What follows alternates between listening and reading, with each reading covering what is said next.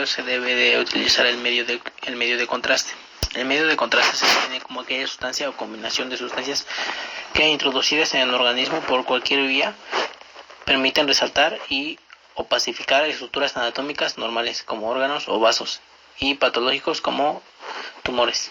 También evalúan la perfusión y permiten diferenciar las interfaces o densidades entre los distintos tejidos con fines médicos, diagnósticos o terapéuticos.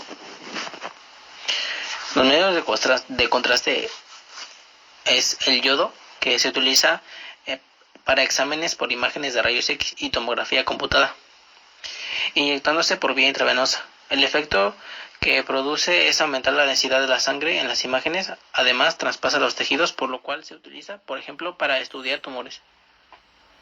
Cuando un material de contraste ayudado es inyectado en la sangre, se tiene una sensación de calor, y cuando es introducido en la boca se siente un gusto metálico que dura pocos minutos. Otro medio de contraste es el bario, que se administra por vía oral. Se utiliza para estudios realizados por rayos X y para obtener el tubo digestivo, esófago, estómago y duodeno. Por ejemplo, se administra para el estudio de reflujo infantil en cirugías realizadas por obesidad y para verificar que las vanos gástricas quedaron bien hechos y sin filtración antes de administrar alimentos al paciente.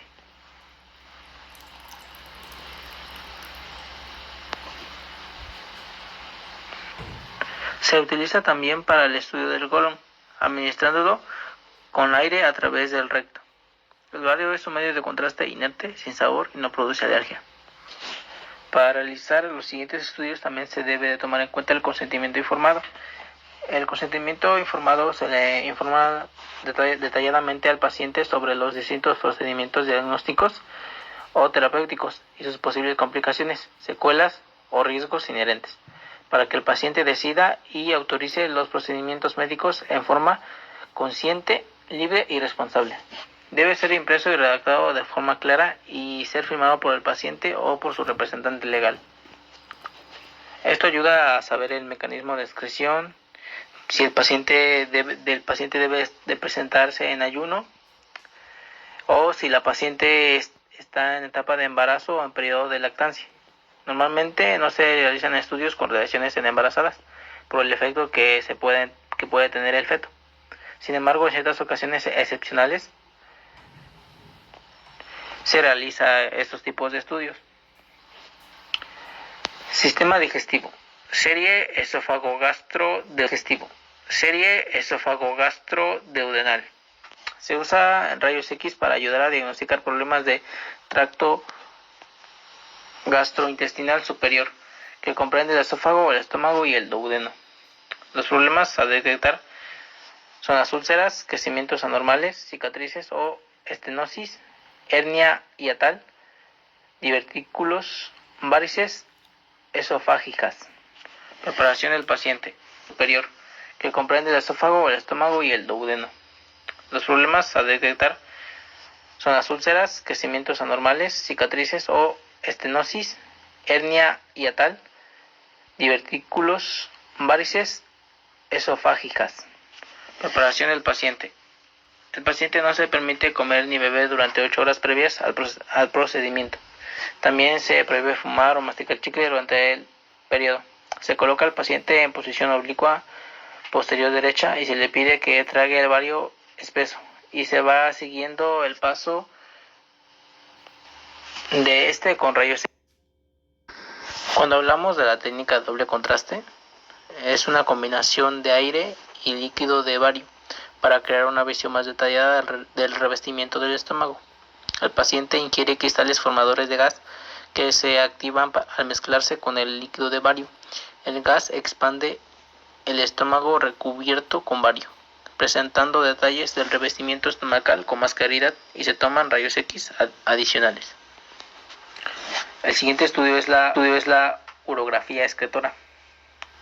En el estudio radiológico de los riñones y las vías urinarias, mediante el cual se introduce un medio de contraste ayudado, el cual al eliminarse permite ver los riñones, los ureteros y la vejiga.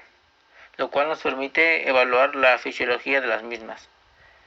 Con este estudio es posible demostrar los diversos trastornos y enfermedades de las vías urinarias como la pielonefritis y la cistitis.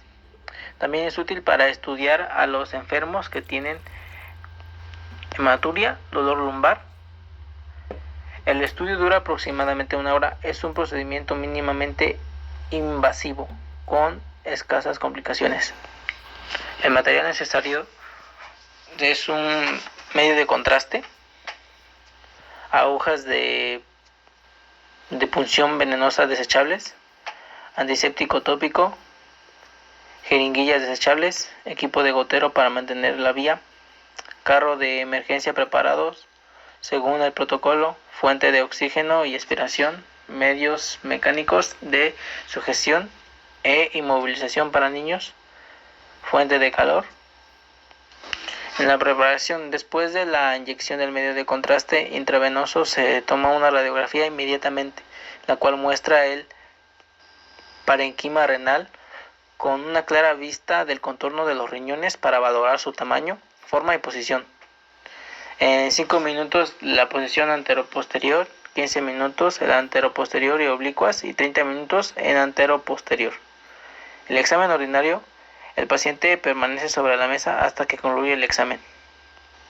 El siguiente estudio es la histerosalpingografía, que es la evaluación radiográfica del útero y las trompas de falopio mediante la opacificación de las mismas con la inyección de contraste yodado y a la cavidad a través de una sonda cervical. Preparación de la paciente. No requiere preparación específica. Se pregunta si tiene dolor o molestias. Se le pregunta si ha tenido relaciones sexuales, ya que en ese estudio la mujer no debe de tener relaciones sexuales durante 5 o 10 días antes del estudio. Técnica de realización. La posición supina, limpieza del perineo, inserción del espéculo vaginal, localización del cervix e inserción del catéter, marcaje del lado derecho de la pelvis. Se obtienen 4 radiografías después de la imagen panorámica, seguidas por fluoroscopía para evaluar el útero y las trompas. Se realizan tomas oblicuas según se necesite para elongar las trompas o desplazar estructuras superpuestas. La radiografía final con balón desinflado para evaluar el cemento. El siguiente estudio es la galatografía, que es un examen de rayos X que utiliza la mamografía y un material de contraste para obtener imágenes del interior de los conductos lácteos de las mamas, también llamadas galactogramas. Preparación del paciente. El paciente no debe de estar apretado el pezón antes del examen. No se debe usar desodorante o talco o loción debajo de los brazos o en las mamas. Los materiales que se deben utilizar es aguja catéter para galactografía, dilatadores, gasa, jeringa de 3 o 1 mililitro, contraste yodado. La siguiente técnica es antes de colocar la cánula en el poro secretamente, se realiza una proyección craneocaudal subareural magnificada en busca de calcificaciones o masas. De ahí se localiza el punto de secreción anormal. En base al medio contraste yodado en la jeringa, eliminando las burbujas del aire, se prepara el set de galactografía. Si es necesario, se utilizan dilatadores en el poro con secreción. Se coloca la punta de la cánula de galactografía en la superficie del poro secretamente. Se manipula la punta con cuidado hasta que ésta descienda fácilmente y sin dolor en el ducto. El siguiente estudio es el sistema de ocio articular, artrografía de rodilla. Es el estudio radiológico de las articulaciones por medio de un procedimiento que consiste en el llenado de las cavidades articulares con un medio de contraste ayudado y aire, el cual se realiza con la finalidad de descartar un sinfín de alteraciones en las articulaciones. La artrografía se realiza en la muñeca, codo, hombro, cadera, rodilla y tobillo, porque son las más frecuentes. El medio de contraste que se debe utilizar es el hidrosoluble yodado. En esta proyección se utilizan pesas, es una póster anterior. Hay 3 proyecciones oblicuas con rotación interna para ver mecanismos mediales. 2 oblicuas con rotación externa, también se utilizan pesas para ver mecanismos laterales. Y una lateral sin pesas con 60 grados de flexión y una lateral con piernas estiradas sin flexión para ver quistes de Becker. Procedimiento quirúrgico y radiológico. Se coloca al paciente en decúbito prono con la rodilla a examinar al centro de la mesa. Se coloca una pesa de 15 o 10 libras en el tobillo para que haga contracción y abra la articulación para verla mejor. Luego se le quita la pesa y se le toma una radiografía lateral.